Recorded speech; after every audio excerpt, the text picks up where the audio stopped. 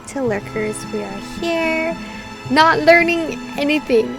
I'm literally not learning anything.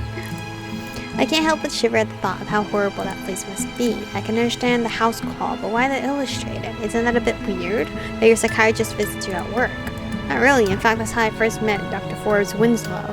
He usually collaborates with the Illustrated. Really? Doing what? He's often involved in trials, testifying in court about the mental state of the accused. Now I see why the name sounded familiar. Wasn't he involved in the Weldon case 10 years ago? Yes, he was. What was that case about? I'm not keen on gossip. A certain Mr. Weldon wanted to get rid of his wife, and since the lady was peculiar, he tried to convince the court that she was insane. He wanted to get her confined to the lunatic asylum run by Mr. Forbes Winslow, if I'm not wrong. How did it end? Was she really insane? Miss Weldon escaped from the claws of the asylum officers and then sued her husband. That doesn't sound like a lunatic to me. Chris shrugged. I don't know if she was peculiar, as Mr. Burns said. Being different doesn't warrant being locked in an asylum, at least in America. Neither does it here. The husband made her be seen by 2 psychiatrists, one of them being Dr. Forbes Winslow. He has assisted the police with the psychiatric profiles of many criminals and saved the life of some who were bound for the gallows. He might have made mistakes in the past, but he's a good man at the core. I can't say if he was right or wrong in the Weldon case, but I can trust him as a professional. If you trust him, then I'm glad you have someone who is helping you. William remained silent, but I could sense the waves of disapproval emanating from his person. Chris, though, looks not only calmer, but also in high spirits. I'm glad to see I was right, and he just needs professional help to cope with his hallucinations. Which reminds me, I need to take the medicine he gave me. It helps me to sleep better and keep the migraines away. I'll write notes for my boss and for Dr. Forbes Winslow agreeing to the visit. Wait, what if those medicines are making you worse? Because, like, that's possible. That doctors are just prescribing you things, and like, just because it works for one patient doesn't mean it's gonna work for the next, you know? Once we are alone, William finally clears his throat to get my attention. So, what are your plans for tonight? I was about to ask you before. What's our next step? The detective sighed. He looks a tad disheartened. To be honest, we are running out of leads to follow. I have a couple of hunches, but nothing I dare to call real evidence.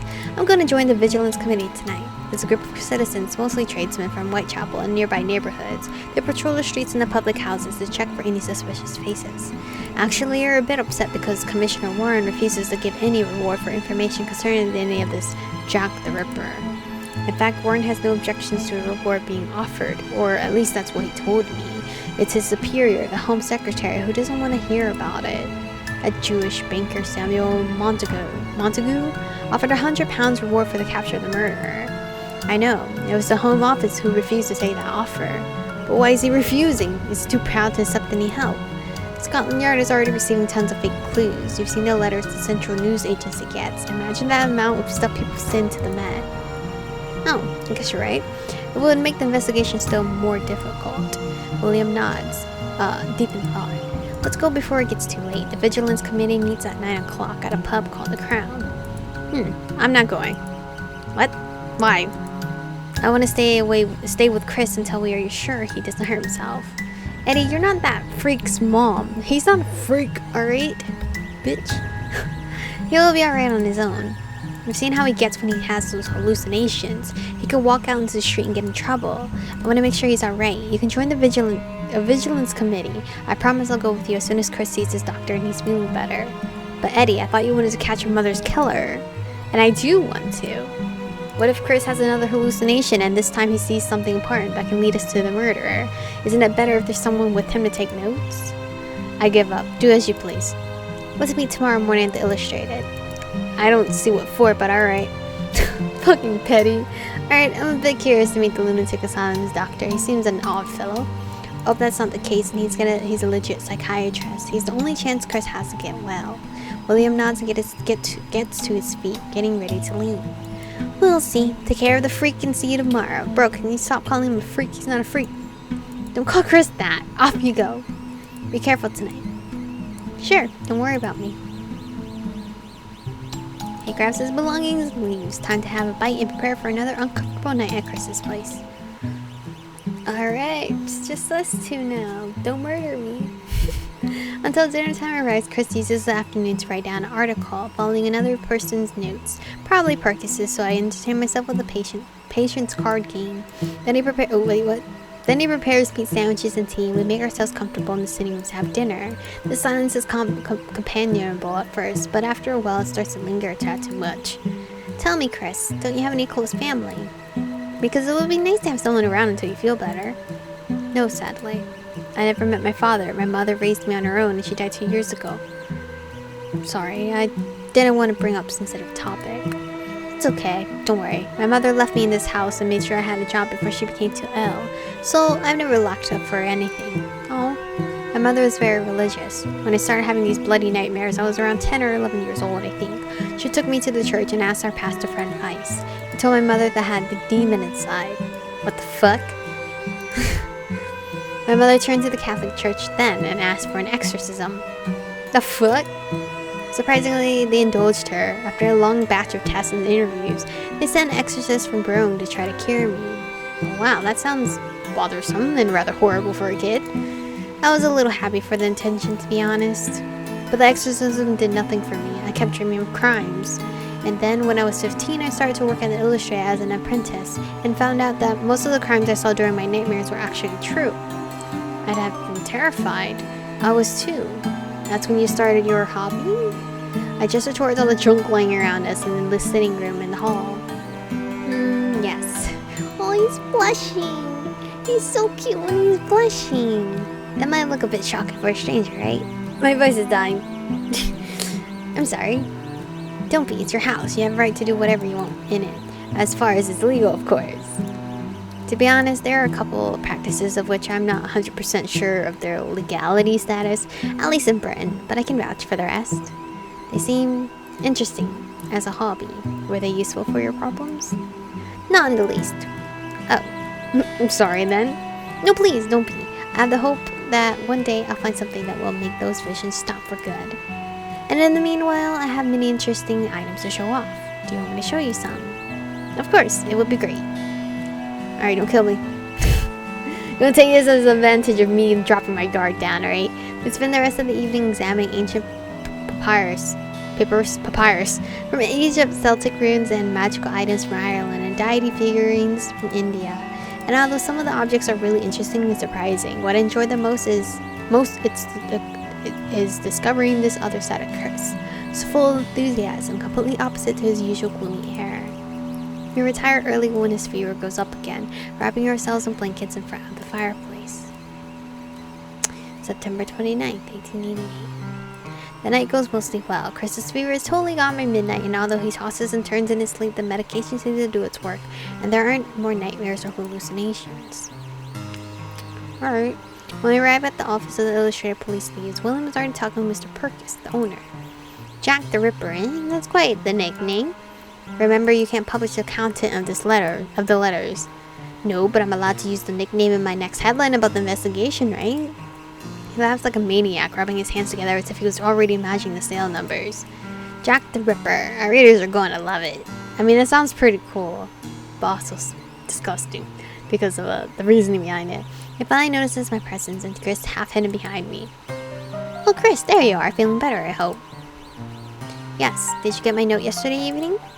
Yes, I got it. I can let Dr. Forbes Winslow use my office so you can have some privacy. It must be about to arrive, right?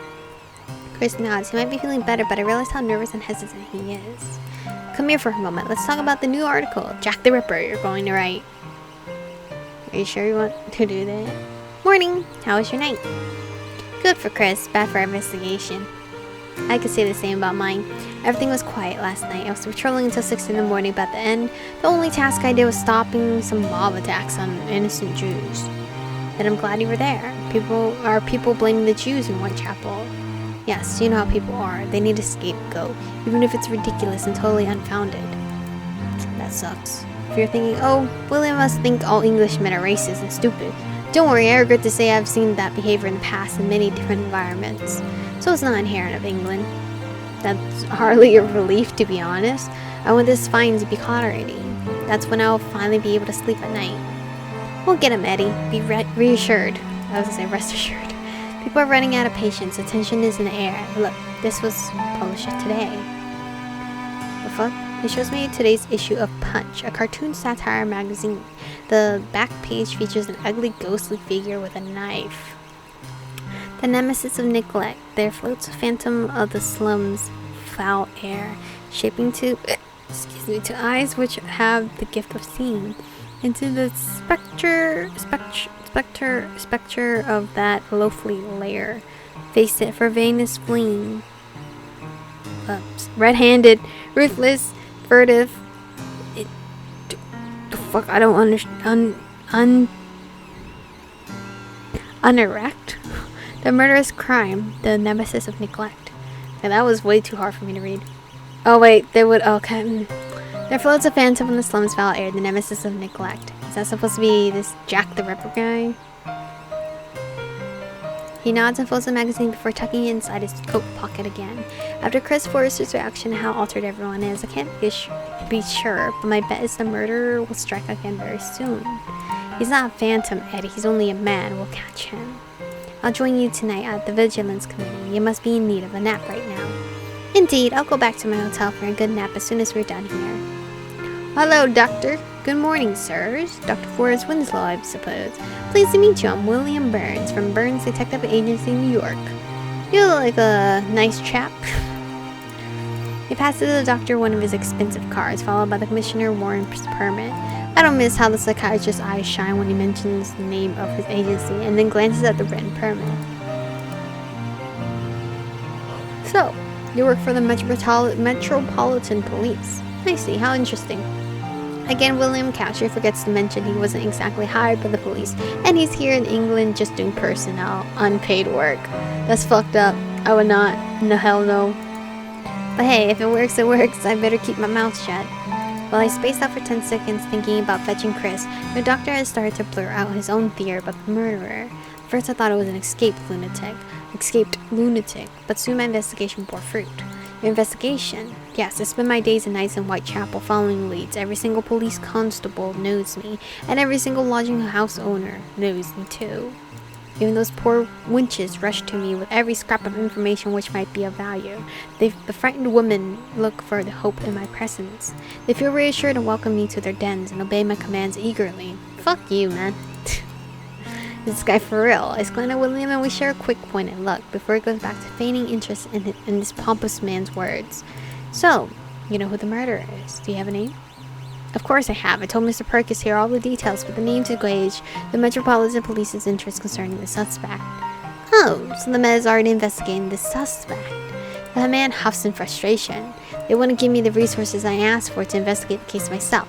If I was given a team of 6 police constables, I could catch the murderer, but I don't think they are taking it seriously. I mean, you're a doctor. Why do you care?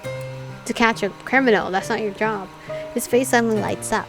But if the theory came from a famous private detective they already trust, that would be a different story, don't you think?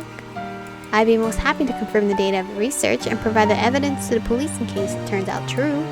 The doctor's mustache suddenly trembles. Of course it's true. Look, I was contacted by that man's lodging house owner himself. The killer is a Canadian lunatic who keeps 3 loaded revolvers in his bedroom. Let me give you his address so you can check to see if I'm telling the truth. He moans and talks to himself. I'd say he's a poor soul if he wasn't stating aloud that all prostitutes should be drowned. He quickly scribbles on a notebook and rips the page out. William nods and takes it. Thank you. I'll make sure to give your name justice when this case is solved.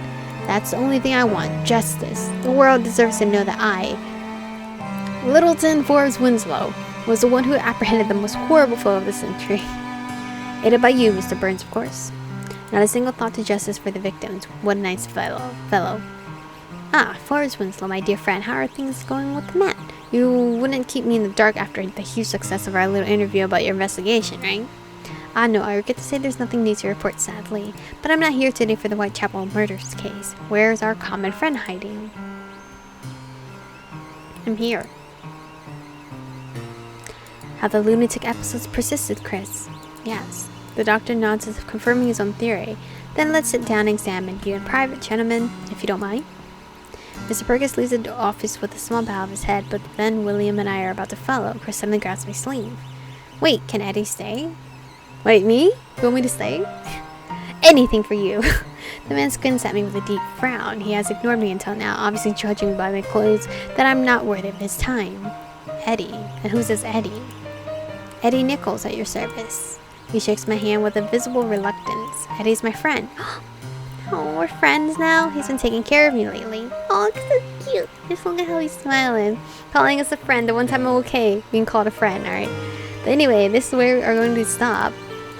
This game is fairly long. I don't think it's short at all. I mean, it's only been like an hour and 15, so it's still technically labeled as short.